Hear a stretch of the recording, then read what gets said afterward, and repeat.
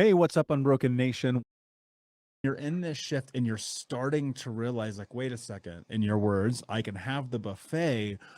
What were the things that were actually happening that was reinforcing that belief? Oh my gosh. I'm so glad you gave that example of watching Lifestyles Rich and Famous and the comment your grandma made, because that how we get programmed. Without even realizing we're being programmed as kids, these little things that our family or friends or people in society say. My dad was the same way, where it's just like, to be rich is to be gross. To be rich is to be ungrateful and greedy. So when I decided to become rich, I had a lot of deprogramming, a lot of unlearning about what that meant. Cause I couldn't even say the word rich. I would cringe when I'd say I want to be rich, as if that was inherently wrong. Right. So I had to go back and neutralize those stories and realize wealth is neutral, money is neutral. It doesn't change you, it amplifies who you really are. So if you're greedy, you just have more to be greedy with.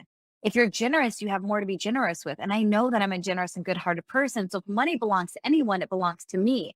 And so I'd go through and like take these like memories like you that I had throughout childhood and then flip the script, right? Instead, like, don't get your hopes up.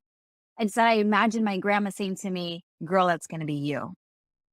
And like retelling the story where it infused me with belief, infused me with power, infused me with hope versus feeling crapped on and small and silly for having these desires to be rich and famous, which is exactly what I've always wanted to be. And to finally have a taste of it in my current life feels so good because I feel like my outsides match my inside.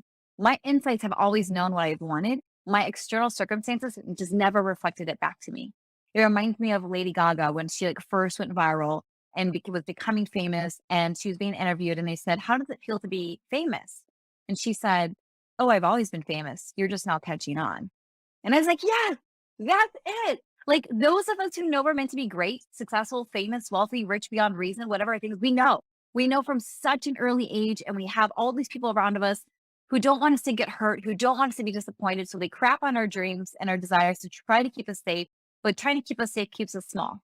And in order to go big, you have to take risks. You have to make unsafe decisions, right? You have to invest in yourself at amounts you never thought you would ever do to create the lifestyle, the business, the income of your dreams.